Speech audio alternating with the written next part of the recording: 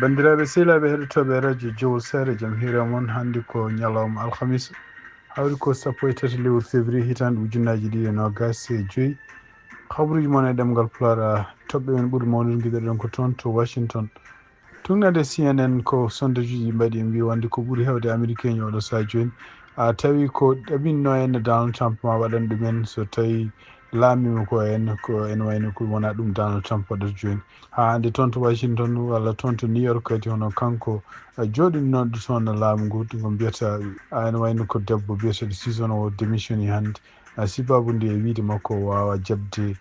yamirore ummade to département justice yaafade hono Eric Adams man ƴeewa kadi kanko Eric Adams holko fewnito joni wallude pour immigration habruji men international ma jaa toon to Ukraine hono kanko Vladimir Zelensky e kanko kadi Vladimir Putin kamɓe ɗiɗi fof ɓe kolli henne anniye mabɓe walla kolli yidde mabɓe dartinde guerre gonɗo hakkude mabɓe kamɓe Ukraine e Russie ma en jaa ko ɓuuri hewde habruji men international toon to Sénégal hono kanko Farba Ngom o yalti caggal nde o fottino e juge d'instruction ngaji tugnade avocat ji makko surtout henne maître Ndoye haysinde jaɓani haalde holko ɓe tawi toon ko takka walla holko namda ene wayno wi wonde ko kanko Farba Ngom kadi maw ɓeɗo ñawoɓe foti men kadi ɗo e jonti ɗiɗi ma en duttu toon kadi ko fate lurodiral gongal toon hannde ñallugal toon hannde sibabude rapport mom mbiyata cour de compte jaltuɗo hannde ma en ƴeew kadi hono kanko Papa Malick Ndour mennoɗo wonde ministre et en gouvernement Macky Sall ko économiste kadi ko karalo ko fate finance holko haali e oɗo rapport e wiide makko ene wayno hoolaki oɗo rapport ko haali koɓe jogoɗo wadde kamɓe justice e sibabude jofade oɗo saha joni yimɓe hewɓe wonnoɓe laamu makko habaruji men international cakkitiɗen ko jokkodirde e Abdourahmane Guissé ko goto joɗaniɓe en toon to Mauritanie ma en kadi kanko Abdourahmane Guissé ko jokkodiri e ɓeɗo rewɓe ɗum noon toon to Mbahe ko fate ndema e toon to Mbahe ɗum woni titre uji mon ɓuuri mawnude oɗo journal ma en gara dosuji muɗum joni joni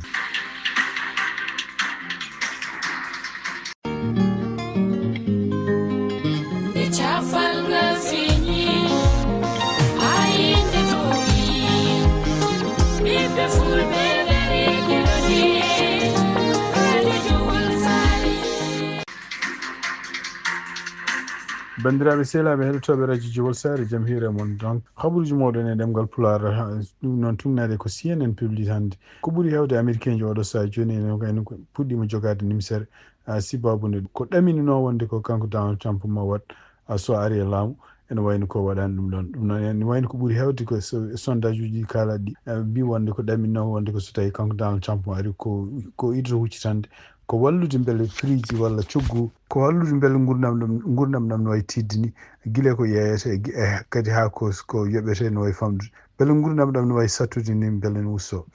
kono noon e wayno ko kanko Donald Trump e wiide tugnade kadi sondage ko haali guila ko ari hoƴa tan ko habde e leyɗele won surtout en ɓeydude fereje duwañi ko fate produit ji gummotoɗo caggal leydi e ɗum ɗon kadi huccande kadi gueɗe ɗe ganduɗa en portude ɓeɗon yimɓe ɗum ɗo fof ko hunde ɓeydude ɗum ɗo fof ko gueɗe oɗo saha joni ɓeydude no gurdam ɗam waytidde surtout prix ji no ɓeydima noon ko ɗum woni sondage mo kamɓe américain ko jiiɗa e ɗum toon to New York ko goto joɗinino toon justice mo États-Unis taw ko fédéral hono kanko biyeteɗo Sesson ene wayno démissioni hannde e nder lettre mo windi noon kanko Daniel Sesson o wi wonde ko wawa gonɗindemo o liggey makko no wayni e nder kadi gonɗindemo wonde ko gueɗe ɗe ganduɗa ɓe tawi hono kanko maire mo New York on waɗi ɗeɗon ko gueɗe labtude ɗum noon yamirore ummade toon to département justice et surtout yenno wonde ko kanko gonnoɗo ɗon hadde pambandi arde kanko biyeteɗo Bov yamirdemo wonde ko kala Eric Adams fawno walla ko takkano ɗum ɗo fof yo momte oye ɗum o wawa wadde ɗum ɗon ko ɗum waɗi donc ko démissioni kanko o windi lettre o noon ko faade en toon to cuɓaɗo yo won gardiɗo justice to mo États-Unis pambandi kono ene wayno lettre o nde heeɓi ɗum nde o windi ɗum nde hono gonɗo ɗon hadde pambandi joɗade hono kanko biyeteɗo Émile Bov noon siftini ɗon tan kanko hoore makko ko avocat Donald Trump wonnoon surtout toon to ñawore muɗum toon to New York ko ene wayno ko kanko kadi woni adjoint ministre peut-être ko fati justice e nde o jaabi hono Daniel Sesson o wi Daniel Sesson ko neɗɗo mo anda ligguey mum e kadi mo wawa sernude gueɗe won ko yamira surtout yenna e wiide tawde no wirini ko gueɗe baylima oɗo saha joni mo ala karallagal wawde sernude gueɗe wawde andude holko foti waɗede oɗo saha joni contre ko fonno waɗede nden kanko Daniel démissionné kanko Daniel démission ɗo noon ene wayno ko ene waɗi kadi yimɓe nayo woɗɓe kadi démission ɓe ko nanduɓe makko taw goni koye région ngaji goɗɗi kadi liggoto ko hono ligguey mo liggoto ko wawi wonde fof oɗon ko ruttinade tan e kanko Eric Adams ene wayno ko kanko gouvernement Trump et surtout ministériel mabɓe toppiti ko fati justice ene wayno ɓe mbaddi nanodiri e kanko Eric Adams pour yafademo kala ko takkuno kanko Eric Adams pour gueɗe ɗe wiya o ko won jawdi nde hutiri walla won jawdi nde dañi ɗum ɗon ko hunde nde laaɓani ko wawi wonde fof ene wayno ko ɓe kaalino guila on yontere ɓennude nde wonde kala ko takkunoɓe ɓe goppu ɗum ɗo fof noon e ko tumuno wonde ko hande kadi kanko oɗo Daniel Sasson ko haali o wi wonde ko ɗum ɗo fof ko par ce que Eric Adams ɓe jiiɗi ko hutorade ɗum pour wawde beele eɓe jogo doole noɓe natiri toon to nokkuji ɗi ganduɗa eɓe kaɗa toon to New York surtout henna ko fate nangude won immigré ji walla yaltinde ɗumen ko ɗum woni ko haalate oɗo saaha joni kanko Eric Adams noon siftindon tan ko démocrate e kono noon en wayno oɗo saaha joni hannde o wawi laaɓi tan hankkadi kanko hoore makko ma o liggodirde e gouvernement Trump pour wallude yamirde ɓeɗon yimɓe liggotoɓe immigration policier ji immigration beele mo nanna ɗumen e won nokkuji won pour wawde nangude walla wawde ankidde ko anda e ñalawma he caggal kanko Eric Adams o wawi joddade hono biyeteɗo donc o wawi joddade hono Tom Homan e wayno ko oɗon woni mo Trump suuɓi pour yolde ɗum kala ko wiyete ko déportation waɗato tugnade kadi e rapport gommiɗo toon to mairie mo New York hono kanko Eric Adams o woni ko wadde fewnitade wadde ordre uji e ɗum noon jamiroje ko mbiyata exécutif pour yamirde hono kamɓe yimɓe daɗiɓe immigration holno ɓe natirte nokkuji gonɗi toon to New York ɗum noon ko ton e jimadi makko kanko Eric Adams ɗum noon siftindon tan ko kanko gouverneur mo New York e kanko kadi yimɓe ɓe ganduɗa hohoɓe wonɓe toon New York foof koɓe dartinoɓe laamu Trump surtout en e gueɗe ɗe ganduɗa to fati ko fati immigration ɗum noon ene wayno Eric Adams sibabude oɗo saaha joni koko jogoto yaafede ko takka ko en pour ñawore mum hankkadi ala to yahata wayno kañum hoore mumen woni koye tugnade hande CNN e tugnade hande démocrate ɗum kalata Eric Adams woni koye janfade hankkadi parti démocrate toon to Washington e tugnade kadi habaruji gommiriɗi toon taw ko CNN hono kanko cuɓaɗo yo arde non département santé hono kanko Robert F Kennedy ene wayno o waɗama confirmé hande toon to Washington hono kanko Robert F Kennedy ene wayno o confirmama hande ɗum noon ene wayno ko wotanama 52 jaaɓi wonde yo won kanko ministre gardotoɗo ko fatte cellal contre 48 e nder ɓeɗon 48 ene wayno ko kanko Mitch McConnell sénateur jeeyaɗo toon to Kentucky kan hoore mum ene wayno voti ko contre makko kanko Kennedy tugnadi kadi e reportage o toon to Maison Blanche kanko Donald Trump taw namda hono ko fate godgol Mitch McConnell contre Kennedy o wi wonde ko Mitch McConnell ene wayno ko hande woni koye kanko haɓata o haali haala o ƴetti ɗum ala ko hedden ɗum ko wawi wonde fof ko ɓuuri hewde sénateur uji républicain ji calinoɗo kanko affaire makko surtout kanko Peter Cassidy calinoɗo affaire makko kanko Kennedy ene wayno mbi wonde ko caggal nde potte makko lawol gadi noon e caggal muɗum ene wayno ko kanko Kennedy o haali wonde ko eɓe ɗamini kanko hoore makko ma waylu ko gueɗe ɗe o haalannoɗo e surtout gueɗe parɗo en salade mo ko fate vaccin ngaji salade mo ko fate gueɗe ɗe ganduɗa science yimɓe scientifique en ko gonɗin ɗum ɗo fof wi wonde ko mawus kono noon en wayno holko fadimo kanko Robert F Kennedy ɗum noon ko ɗamina enne mo waylu hawnako mo waylu yimɓe liggotoɓe toon to département santé surtout ko fate docteur ɓe ko fate ardiɓe ɗum gueɗe ɗe ganduɗa jamirteɗe surtout ko fate covid par ce que ɗum ɗo fof ko calinoɗo ɗum ko caliɗo ko fate vaccin ngaji e kadi en ɗamina kadi hay gueɗe ɗe ganduɗa parɗo en FDA ɗum noon ko fedde gomum laamu toppiriɗo ko fate gonɗinde walla rimɗinde kala ko fate ñamde kala ko fate cafroɗe kanko hoore makko ko contre oɗon gomu wonno hawnaki mo waylu ɗum ɗon ko wawi wonde fof ene wayno ko confirmama hannde 52 contre 48 siftin ɗon tan ko kamɓe républicain ji ene wayno ko kamɓe jogui 52 place toon to Sénat kamɓe démocrate ɓe jogui 48 donc 48 ɗi ko ɗum woni koɓe jogui habaruji men international guiɗoɗen ko toon to Ukraine e tugnade ko CNN report hono kanko Donald Trump ene wayno ko balɗe 4 ɓennuɗe o wawino jokkodirde hono ardiɓe leydi Ukraine e ko ardiɓe leydi Russie hono kanko président Vladimir Zelensky e kanko Putin e ɗum noon e nder konnguɗi ɗiɓe kaldi kanko Donald Trump o continue hande wiide wonde ko ɗeɗo leyɗe ɗiɗi artiɓe ɗumen en jiiɗi jokkodirde en jiiɗi haaldude kono ene wani ko kanko Donald Trump e gaɗi kadi ɗe o haali oɗo saji joni surtout henna condition ngaji ɗi o fawe surtout henna communauté international ko wiide wonde surtout ko kamɓe Russie eɓe poti artude e groupe biyeteɗo G7 si oɗon groupe noon e wayno ko kamɓe Russie ɓe jaltinoma hen duuɓi ɓennuɗi si babude ɗeɓe mbaɗata toon to gueɗe ɗe mbaɗata toon to Ukraine ɗum noon ko guila hitande ujunnaji ɗi e sappo e nayyi caggal nde ɓe naati toon nde ɓe kefti toon to Crimea ko wawi wonde fof e nder kadi kamɓe américain ji koɓe kalata mbi wonde ko Ukraine kañum hoore mum ene wawi yejjidde pour artude leydi mum no wano ko adi hitande ujunnaji ɗi e sappo e nayyi kamɓe États-Unis ene wayno ɓe gonɗinani Russie no foti tottidde Ukraine hono Crimea koɓe ɓuuri gonɗinde oɗo saha joni ko wawata wallude guerre deje toon ko Ukraine wasa nadde ko wiyete OTAN ɗum noon ko hunde nde ganduɗa henna haysinde ko kamɓe Ukraine oɗo saha joni ɗum noon ko ɓuuri hewde ɗiɗon condition ngaji ko condition ngaji ɗiɓe jiiɗa kono ene ko kamɓe koye mabɓe kadi won dole ɓe jogui kamɓe Ukraine naɓe oɗo saha joni won leyɗele ɓe kamɓe eɓe occupe ɗum toon to nder Russie ɓe mbi ɓe mbawata yaltude ɗen leyɗe illa Ukraine illa Russie kañum hoɗum yalta e leyɗele mabɓe ɗe woni surtout caggal ɗiɗo duuɓi ɗiɗi ɓennuɗi guerre gonɗo hakkude mabɓe Russie habaruji men international hande toon to Sénégal donc e tunnadi ko Sénégal holli hono kanko Farba Ngom o yalti e kikiɗe en toon to nokku mo fottuno e juge d'instruction ngaji ɗum noon e tunnadi kadi konngol gummiɗo goto e avocat ji makko biyeteɗo Doudou Ndoye haysinde jaɓani haalde oɗo saha joni holko woni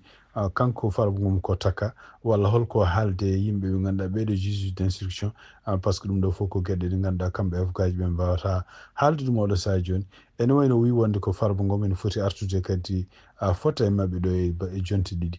ɗum noon en ko ɗum woni ko yalti e caggal potisal mabɓe ono kanko Farba Ngom kalisaji biyaɗi ken wonno 125 milliard franc CFA ɗi ganduɗa en ɗi ganduɗa ɗiɗon kalisaji ko kalisaji biyaɗi laaɓani kanko inde makko nadda hen ko wawi wonde fof ene wayno ko yimɓe hewɓe supporteruji makko surtout kadi parti ji opposition ene continue wiide wonde ko ɗum ɗo fof ko gueɗe politique e ɗum ɗo fof ko Ousmane Sonko woni caggal mum hande ko fati Ousmane Sonko kanko hoore makko wawino arde toon hande yesso jaydiyankoɓe ɗum noon omo arde ministre uji kewɗi ɗiɗon ministre uji ko jiita ko yiya hen ene wayni ko ministre toppitiɗo ko fate justice ministre toppitiɗo ko fate budget e ministre uji goɗɗi toppitiɗo ko fate gueɗe ɗe ganduɗa henna kamɓe ko addiɓe tan ɓe kaala ɗum ko fate rapport mo mbiyata cour des comptes yaltinino ɗum toon to hanki donc teskira hen tan hono kanko ministre de la justice hono biyeteɗo Ousmane Diagne e nder konngudi ɗi ƴefti wi wonde ko sibabude rapport o gueɗe ɗe yaltinɗe woni wayno ko ɗenne ko gueɗe tuuma muy mawɗo e ɗum ɗon kadi hano kamɓe maɓe gummano ɗum ɗon ɓe mbi wonde ko e nder koɓe tuumi yimɓe wonde tuumaɓe ne mbaɗi hen ko gueɗe ɗe ganduɗa henna bindiraɗe taw ko falsification mbiyata ɗum walla fraude gueɗe ɗe ganduɗa ko informatique walla ko gueɗe patuɗe en ko mbiyata rimɗinde kalis mo wooda hen e gueɗe kewɗe ɗe ganduɗa henne o wi kanko Ousmane Diagne nene rapport o ko wawi wonde fof wi wonde ko maɓe gummano ɗum pour ƴewde walla hol gueɗe ɗe justice mo Sénégal umonto hol wonɓe tuumaɓe hen hol fotɓe takkede hen hol fotɓe kadi wallodirɓe ɓeɗon takkaɓe e pour oɗon saaha ɓe mbawa ƴeftande hol laabi ɓe mbaɗata pour nanggude jomumen walla noddude jomumen e yesso cuuɗi ñawirɗe ko wawi wonde fof e oɗo rapport ene wayno ko kañum hoore muɗum waɗi lurndiral no fewi wonande yimɓe opposition ko ɓuuri hewde hen ɓe mbi oɗo rapport ko gueɗe ɗe ganduɗa ɗe godani e kadi ɗum ɗo ko hawnaki e yimɓe opposition ɓe kalɓe mbi ɗum ɗo ko gueɗe ɗe ganduɗa kamɓe Ousmane Sonko koɓe waɗɓe ɗum tan eɓe gadda ɓe mbiya ko rapport kono e nder ko ɓuuri haalede oɗo saaha oɗo ñalawma hande ko rapport o ko gueɗe ala signature uji ala kadi donné ji ɗi ganduɗa ɗin poti wonde hen taw ko donné ji gonnoɗi par ce que ko ɓuuri hewde ko rapport ko haalete hen ko hen date uji guille hitande ujunnaji ɗiɗi e sappo e jeenayyi ha yetti hitande ujunnaji ɗiɗi e nogas nayyi ɗum ɗo foof kala ko fati budget ji ko hunde wotande toon to assemblée nationale donc archive aji mum no goodi e ɗum ɗo e konngol makko kanko biyeteɗo Papa Malick Ndour wayno kañum ko mum meeɗi wonde ministre e gouvernement kanko Macky Sall o haali hen gueɗe kewɗe o wi wonde ko hoolaki oɗo rapport o haali hen gueɗe kewɗe ene jeeya hen o wi wonde ko ene woodi ko mbiyete respect du principe contradictoire so tawi rapport baɗo ni waɗama ala sako wonno siftin don tan kanko oɗo ko économiste e kadi ko neɗɗo karallo no fewi ko fate kala ko fate chiffre uji kala ko fate finance o wi donc ene woodi aadaji goɗɗi toon so tawi rapport ummima toon to ari rapport baɗo ni ari ministre uji walla ene wayno ko ministre toppirde ko fate finance ene fonno addede kañum hoore mum e namde question ngaji ko fate oɗon rapport kono noon ɗum waɗani o haali hen kadi gueɗe kewɗe gueɗe ɗe goɗɗe ɗe kadi koko fate ene wayno ko o wi wonde ko oɗo cour de compte mbiyata ko kañum hoore mum kañum gonɗinno rapport uji mbaɗanodi ko adi oɗo rapport e ɗiɗon rapport uji fof ene wayno ko oɗon rapport ko hen raftata donc o faama o haali hen kadi o wi wonde ko fate dette extérieur ñamale biyaɗe wonde mbaɗa caggal leydi o ɗum ɗo fof ene wayni ko rapport o ala fof chiffre uji ɗi addi hen pour hen hawla élément ji kesi ko jiida élément ji gandunoɗi ɗi won tableau ji mbaɗɗon kono tableau ji gonnoɗi guila tan ɗi ɓe jaɓani wadde rapport he o haali hen gueɗe kewɗe kanko oɗo biyeteɗo Papa Malick Ndour donc ene wayno ko kanko hoore makko yanti oɗo saaha joni koye yimɓe opposition wiɓe oɗo rapport wonde ko rapport wona rapport gonguira e gonga ko rapport kamɓe laamu ngu mbaɗi ɗum pour tan wawde ha hande continde haare mabɓe contre yimɓe ɓe ganduɗa jeeyno koye gouvernement Macky Sall e kadi ene wayno ko yimɓe pour bonnude haqqillaji Sénégal naaɓe wiide wonde ko rapport addama taw rapport o woodi ene wayno woodani ko wawi wonde fof ɗum ɗo ko haala kadi nana continue toon to Sénégal sibabude oɗo rapport mo mbiyata rapport de compte cour de compte kañum addi rapport muɗum pour ko fate enquête gestion jawdi gestion ngallu leydi Sénégal e kadi kamɓe gouvernement mo ɓe kaali guila hanki ɓe mbi wonde ko rapport o ene wayno ko gonɗini hono kanko Ousmane Sonko ko haalno wonde ko Macky Sall laamu muɗum ene wayno waɗi bonandeji kewɗi surtout bonnude kalisaji toon to leydi Sénégal e dumunno puɗɗiɗo guila hitande ujunnaji ɗiɗi sappo e jeenayyi ha hitande ujunnaji ɗiɗi nogas e nayyi habaruji men international hande toon to Mauritanie habaruji men international cakkitoɗen ko jokkodirde e Abdourahmane Guissé ɗum noon ko goto e jooɗaniɓe en toon to Mauritanie jillinoɗo toon to Mbaye e ƴeewen ko haalde ɓeɗo rewɓe wonɓe toon to Mbaye bisimilla Abdourahmane Guissé. Assalamu aleykum bandiraɓe musidɓe tedduɓe heɗotoɓe radio Jowol Sare hande noon eɗen tawe ɗo hen e nder wuuro men Mbahe sen mbi wuuro Mbahe noon en mbiyat ɓeɗo rewɓe dariɓe dadiɓe hono tawateɓe e association JDN ko rewɓe dariɓe eɗen gandi kamɓe ɓe dillay hebloji kewɗi ma en jokkodir joni e goto e mabɓe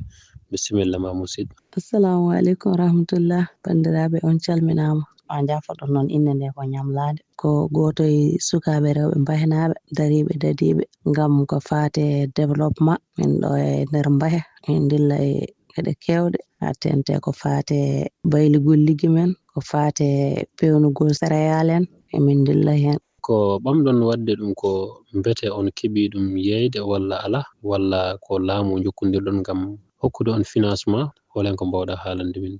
Minen o joni min puɗɗi hen min pewno ɗum min jeyta ɗum e nder koye amen taw ko minen tan e koye amen taw min mbattani liggodirde e laamu taw e min ñaagui ballal noon emin meeɗi juuɗe no fewi e joni min puɗɗi. Bandiraɓe musidɓe tedduɓe Abdourahmane Guissé Mbahe Wendu Jeeri radio Jowol Sare. Seydi Guissé a jarama bandiraɓe sehilaɓe heɗotoɓe radio Jowol Sare ko ɗum woni noon komin jogani on hande e oɗo ñalawma alhamisa hawri ko 13 lewru février hitande ujunnaji ɗiɗi e nogas joyyi donc wallodirno e meɗen pour wadde oɗo journal ko halden wono Amadou Touré ene wonde Abdourahmane Guissé gonɗo toon to Nouakchott ene wonde Foutanki Diaw yen mbaali jaam ha janggo so Allah jooɓi.